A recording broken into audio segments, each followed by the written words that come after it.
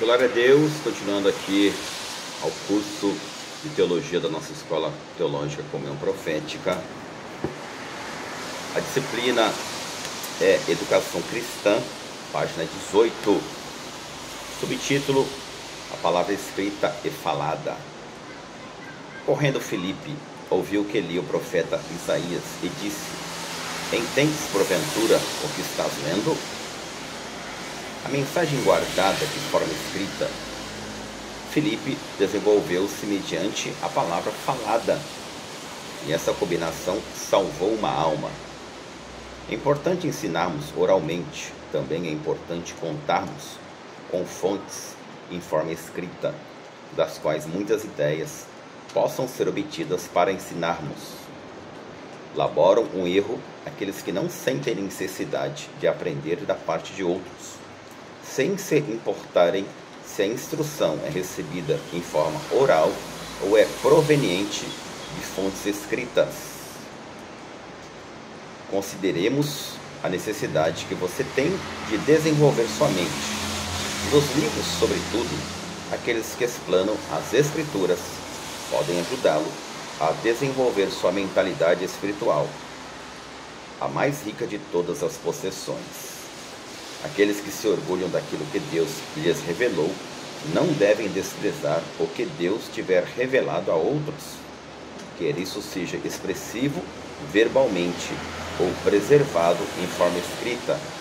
O poder e a influência de literatura de todas as espécies, para o bem ou para o mal, têm sido repetidamente comprovados na experiência humana. Por que haveríamos de desprezar esse fato? Por que haveríamos de negligenciar esse poder? Os filósofos epicureus da Grécia Antiga tinham carracas de razão quando salientavam a importância dos prazeres mentais acima dos físicos. A mente treinada e cheia de pensamentos dignos, e mais particularmente ainda de pensamentos divinos, concede aos seus possuidores uma alegria que poucos são capazes de conhecer e apreciar. Por isso, o maior de todos os mestres disse: Conhecereis a verdade, e ela vos libertará. Filipe era um obreiro preparado, portanto, conhecia bem aquilo que fazia. O mistério divino oculto através da letra escrita estava para além do entendimento do eunuco, mas Deus se utilizou de um homem preparado, Filipe, para executar a sua pedagogia.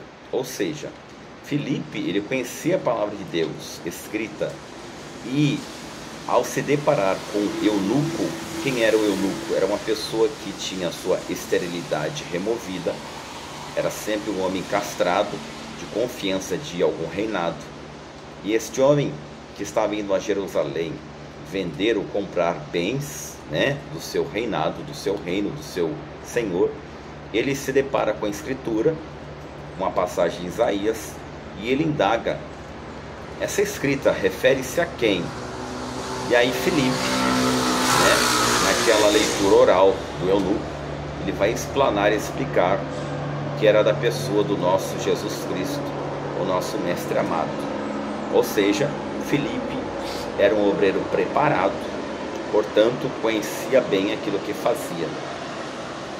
O mistério divino oculto através da letra escrita estava para além do entendimento do eunuco, ou seja, o eunuco não estava entendendo o que estava escrito. Porém, Filipe utilizou-se do seu conhecimento da escrita para verbalizar e para explanar a palavra de Deus. Filipe fora um excelente pedagogo, um excelente instrumento da parte de Deus para que uma alma fosse alcançada. Revisão geral. Você aprendeu que o vocábulo educação vem do latim educatione. Aprendemos também que não devemos nos preparar para a morte, mas sim para a vida, porque é o corolário da vida, é a coroa da vida, e que o morrer é o eco do viver, mas a morte não nos faz o que a vida não nos fez. Que maravilha, né? Eu vou ler essa palavra aqui que é muito linda. A morte não nos faz o que a vida não nos fez. Aprendemos também que não devemos nos preparar para a morte, mas sim para a vida. Receberemos a coroa da vida eterna. Foi isso que Paulo entendeu quando teve encontro genuíno com o nosso Salvador a caminho de Damasco. Revisão geral também aprendemos que ninguém será na eternidade o que não foi na atualidade. Ou seja, o que nós aprendemos aqui, nós vamos carregar para a eternidade. Então temos que aprender aqui, irmãos. Nosso conhecimento, nosso intelecto tem que se desenvolver aqui na terra. Estudamos também nesta lição que os pais hebreus eram obrigados a educar os filhos bem cedo. Vimos ainda que nos tempos de Jesus, a criança aos 5 anos deveria aprender uma síntese substancial da lei mosaica, compreendida nos capítulos 5 e 6 de Deuteronômio, bem como o grande Alel, que era os Salmos 113 ao Salmo 118. Aprendemos também que aos 6 anos a criança era introduzida numa espécie de jardim da infância, sendo acompanhada por um pedagogo, onde ela aprendia as primeiras letras, gravando-as com estilete de ferro numa tabuinha com uma camada de cera. Você viu ainda que todos os rabis judaicos deveriam aprender uma profissão mecânica a fim de, em caso de necessidade, ganhar o sustento com o labor honesto das suas mãos. Você viu também que aos 12 anos, todo jovem judeu devia empreender a peregrinação ritual a Jerusalém. Vimos ainda que nos tempos de Jesus havia 2 escolas de teologia que se denominavam os nomes de seus fundadores, Hilel e Shammai. Você viu também que no Reino do Norte não houve nenhum avivamento por falta de ensinadores, enquanto sempre houve no Reino do Sul, pelo trabalho de muitos ensinadores. Aprendemos também que a educação dos filhos depende muito da educação dos pais, porque esses são os responsáveis para essa finalidade. Você aprendeu também que um dos maiores mandamentos de Jesus, antes de subir aos céus, foi a prática do ensino da palavra. Aprendemos também que Jesus ensinava com autoridade, porque vivia o que ensinava, e ensinava o que vivia. Vimos ainda que o rei Josafá treinou 16 ensinadores e os enviou às cidades de Judá para desfazer a influência da idolatria. Vimos ainda que a reforma de Esdras é chamada de a escola bíblica de Esdras, porque ele lia e expressava a lei. Aprendemos ainda o que mais se destaca na carreira ministerial de Paulo é o ministério do ensino. Você viu também que Deus salva o homem através do homem, porque é o homem que leva a mensagem de salvação a outro homem, e que essa mensagem pode ser pelo ensinamento ou pela pregação. Vimos ainda que Paulo foi um bom ensinador, porque foi um bom aprendiz. Muito bem, seguindo aqui os nossos estudos, a nossa página 20 agora, você pode acompanhar comigo. Disciplina. Segundo o dicionário Aurélio, a palavra disciplina significa 1. Regime de ordem imposta ou livremente concedida. 2. Ordem que convém ao funcionamento regular de uma organização. 3. Relação de subordinação do aluno ao mestre ou instrutor. 4. Observância de preceitos ou normas. 5. Submissão a um regulamento. 6. Ensino, instrução e educação. 7. Conjunto de conhecimento em cada cadeira de um estabelecimento de ensino, matéria de ensino, etc. Como vimos, o vocábulo disciplina é bastante abrangente, mas tem significados análogos. No entanto, o nosso estudo sobre a disciplina é voltado para a educação cristã.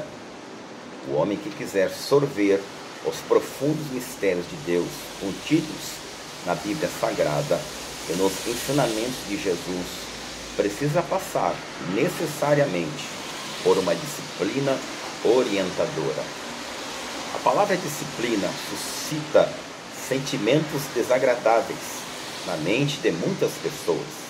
Para muita gente, disciplina é sinônimo de sacrifício, sofrimento e renúncia.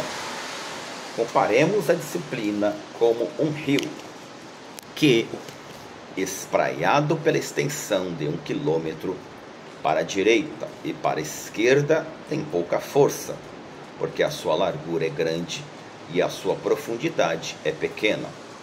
A força, porém, está na verticalidade, assim como a fraqueza está na horizontalidade.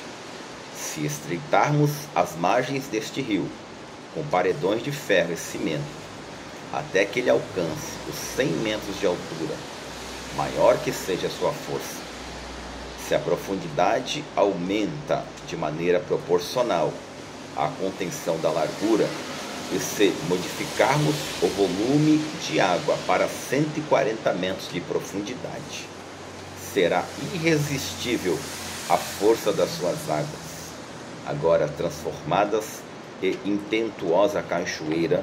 Estas águas seriam capazes de mover uma poderosa máquina. Como foi que essa mesma água, tão fraca a princípio, adquiriu tamanha força? Unicamente pela disciplina, pela compressão do seu volume em pequeno espaço. Se submetermos o rio a uma espécie de sacrifício, de renúncia e concentração, e sua inércia estática de ontem se converteu na atividade dinâmica de hoje, adquiriu vida mais abundante. A princípio, a disciplina pode matar ou diminuir a vida. Parece ser um empobrecimento e não um enriquecimento da vida humana.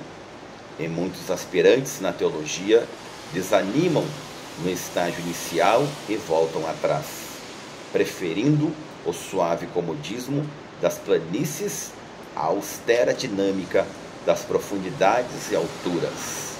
Talvez seja por isso, meus irmãos, que Deus pediu que Ezequiel entrasse mais na profundidade do rio. Ou seja, quanto mais a pessoa for colocada à pressão, de início parece que ela não vai suportar, mas vai produzir força, vigor e vai produzir. Então, se você se sente pressionado em alguma área da sua vida, porque Deus sabe a tua capacidade de acumular forças para produzir energia. Creia nesta palavra, confie no cuidado de Deus. Os que têm trepidez de afrontar as dificuldades iniciais e tomar sobre si voluntariamente as renúncias necessárias, acabarão de verificar que a vida com estreita disciplina é incomparavelmente mais rica e fascinante do que a vida levada ao sabor dos caprichos e das veleidades do momento. Provavelmente são poucas as horas de folga do homem de vida disciplinada, mas estas poucas horas superam em qualidade e intensidade todas as quantidades e extensidades das muitas horas ociosas do homem indisciplinado. Meu comentário: o homem disciplinado ele vai sempre buscar o conforto, porque a disciplina exige comprometimento, a disciplina exige o maior esforço. Quem é disciplinado tem pouco descanso, porém tem maiores resultados na vida. O obreiro precisa ter disciplina. Página 21, seguindo aqui: o mais fino sabor da vida humana nasce da disciplina voluntariada ou voluntariamente aceita. A pessoa precisa aceitar ser disciplinada e rigorosamente observada. a despeito de todos os caprichos e vaidades em contrário. Desta disciplina fazem parte também uma rigorosa pontualidade, ou seja, um comprometimento dessa pessoa que está sendo disciplinada, e absoluta fidelidade aos compromissos assumidos. Muitos obreiros não querem se dedicar ao estudo da palavra porque exige disciplina. O homem disciplinado é austero consigo mesmo, ele exige de si mesmo uma disciplina, ele exige excelência nos seus trabalhos e indulgente com os outros. O homem disciplinado, ele cobra-se a si mesmo e ele é tolerante com os outros. Indulgente quer dizer tolerante. O homem disciplinado, ele é rude consigo mesmo, ele auto se cobra, porém ele é mais tolerante com o próximo. Não perdoa facilmente uma infração do seu programa, e nessa espontânea e autoimposta austeridade é que ele encontra o inebriante elixir de uma perene serenidade e profunda suavidade. Ou seja, o esforço dele vai produzir alegria para si mesmo, porque ele vai ter resultado. Quem é exigente consigo mesmo é porque ele almeja um resultado, ele almeja um alvo. O homem disciplinado é um homem altamente seguro da sua realidade interna. Não pensa pela cabeça dos outros, não age segundo a maioria. Ele não é levado pela opinião dos outros. Ele se conhece, ele exige de si mesmo um esforço maior para que alcance maiores resultados que ele já projetou. Um obreiro precisa se preparar. O homem é aquilo que pensa no seu coração. Quem pensa errado, vive errado. Quem pensa certo, vive certo. Página 22. Meu igônoto leitor, teus pensamentos só podem ser certos se você harmonizar o teu ser com o ser supremo. Você precisa se conectar com o alto. De que maneira? Se dedicando ao conhecimento da palavra do Senhor. Tua consciência é a luz de Deus em ti. Sintonize o teu agir com o teu ser e estarás em sintonia com Deus. A santidade da alma causa sanidade da mente e saúde do corpo. A plenitude espiritual transborda na vida material. Conhecereis a verdade e ela vos libertará. Amém? Então ficamos aqui e te vejo no próximo vídeo.